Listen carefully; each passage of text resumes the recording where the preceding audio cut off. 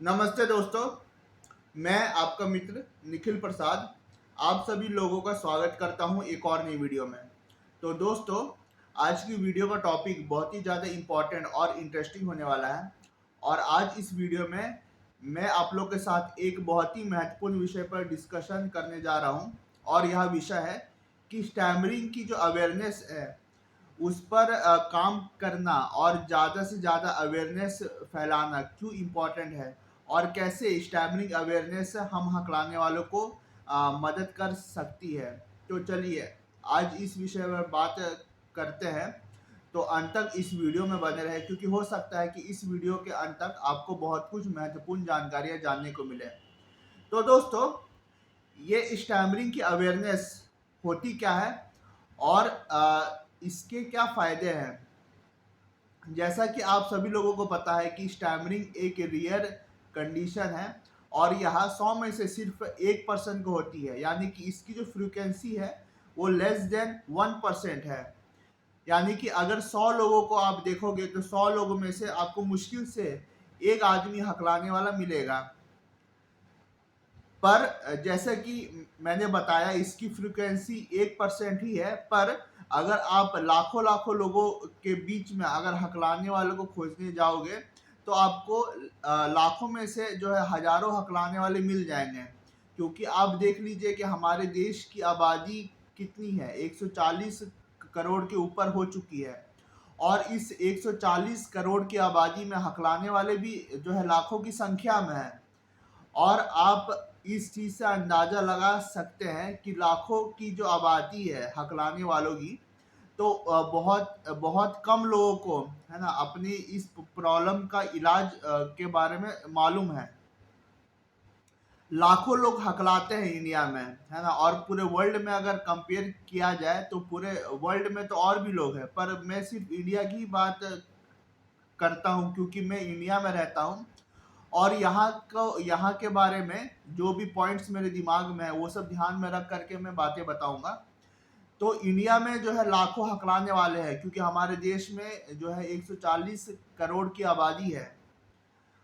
पर आप देख लीजिए कि 140 करोड़ की आबादी में जो हकलाने वाले हैं वो लाखों में है, पर स्टैमरिंग की जो अवेयरनेस है वह उतनी नहीं है ना। आजकल इंटरनेट का ज़माना है और इंटरनेट में आपको बहुत सारे स्पीच थेरेपिस्ट मिल जाएंगे जो कि आपको पेड कंसल्टेंसी देंगे और आप पर स्पीच आपकी जो स्पीच है उसकी डिस्फ्लुएंसी को दूर करने की कोशिश करेंगे अपनी स्पीच थेरेपी से। तो इंडिया में थोड़ी बहुत अवेयरनेस अभी आ चुकी है, सिर्फ और सिर्फ इंटरनेट के वजह से, क्योंकि लोग अपनी समस्याओं को इंटरनेट पर देख रहे हैं। और ये जो वीडियो आप देख रहे हैं ये भी इंटरनेट के माध्यम से आप देख पा रहे होंगे, ठीक है। तो इंटरनेट के वजह से आजकल जो है बहुत सारा अवेयरनेस अभी फैल रहा है। बहुत बहुत लोगों तक इसकी जानकारी इंफॉर्मेशन पहुंच रही है जो कि पहले पहुंच पाना असंभव थी। बहुत सारे इंटरनेट में स्पीच थेरेपिस्ट आ गए हैं जो कि इंटरनेट के माध्यम से लोगों से जुड़ते हैं, है ना, हकलाने वालों से बात करते हैं और उनको ऑनलाइन ही स्पीच थेरेपी दे करके उनकी स्पीच इम्प्रूव वो लोग करते हैं। पर इतना सब कुछ होने के बाद भी आप देख लीजिए कि जो लाखों आबादी है हकलाने वालों की, तो उनके जो हकलाने की समस्या है उसको लेकर के इंडिया में बहुत ज़्यादा अवेयरनेस नहीं है। थोड़ी बहुत अवेयरनेस है, क्योंकि आप देख लीजिए कि अगर हकलाने वालों की कभी भी बात होती है तो हमारे बॉलीवुड के सुपरस्टार ऋतिक रोशन जी, है ना, उनके बारे में बात ज़रूरी होती है। क्योंकि ऋतिक रोशन ने अपने एक इंटरव्यू में खुल करके इस चीज़ को एक्सेप्ट किया है कि उनको स्टैमरिंग की समस्या है, दिक्कत है। तो जब भी हकलाने वालों की बात होती है तो ऋतिक रोशन के बारे में ज़रूरी बात होती है और उनके स्ट्रगल और सक्सेस के बारे में बात होती है।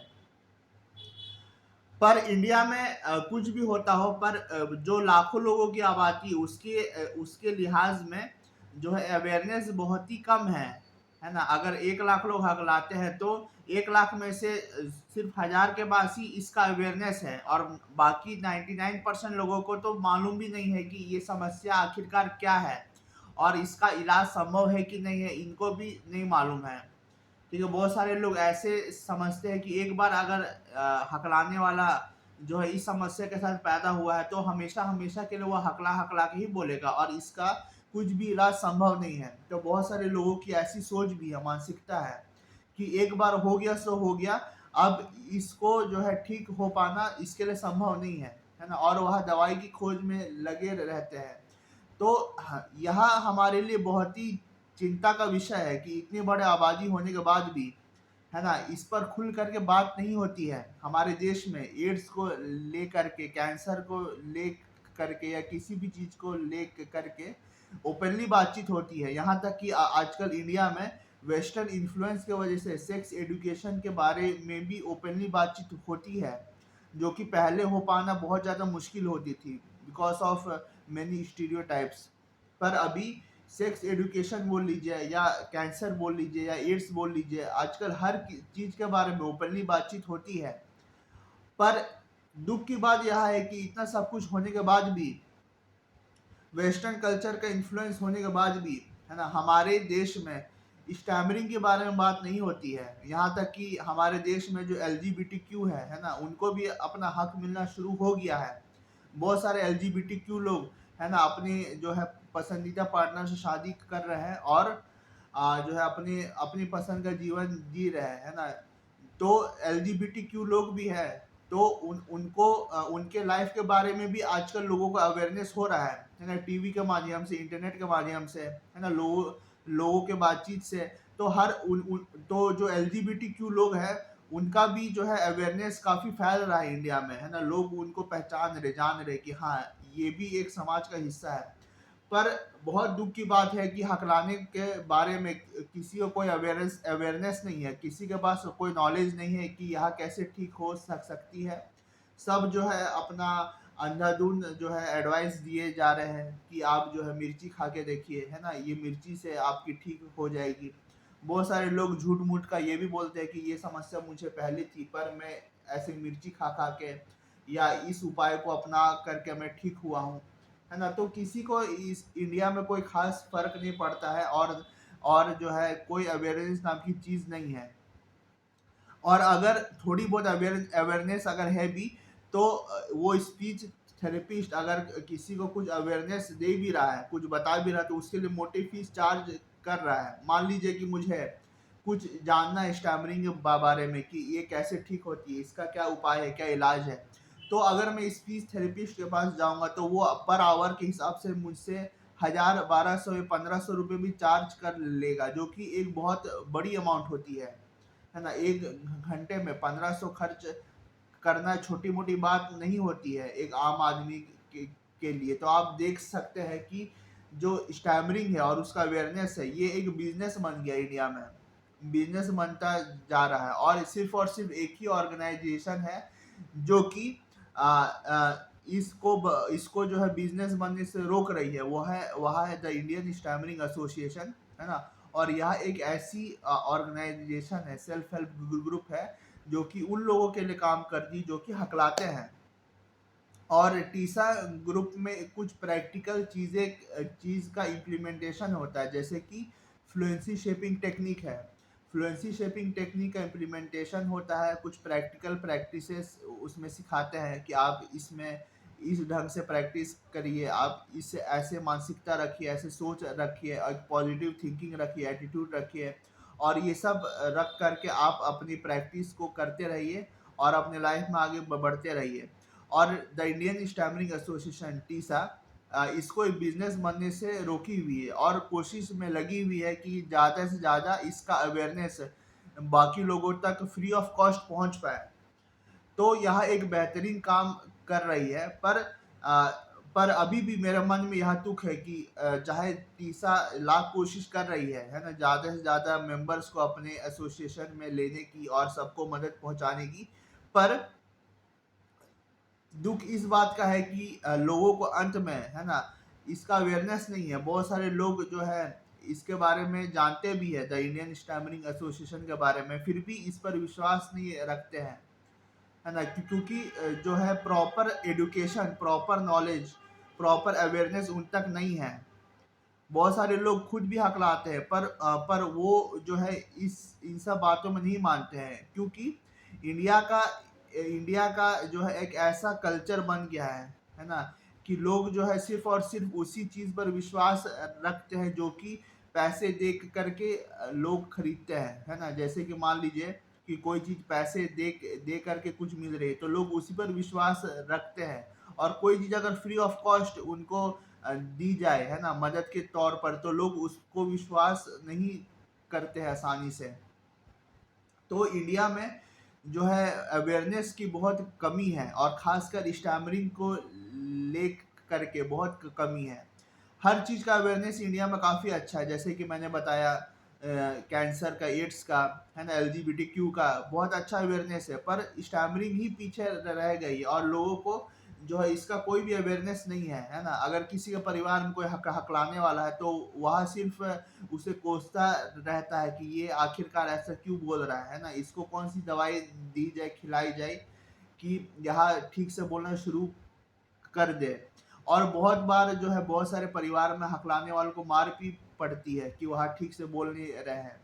तो मुझे यह समझ में नहीं आ रहा कि आखिरकार हमारे देश में क्या हो रहा है, और स्टैमरिंग जो है इसकी अवेयरनेस क्यों नहीं लोगों तक पहुंच पा रही है ना।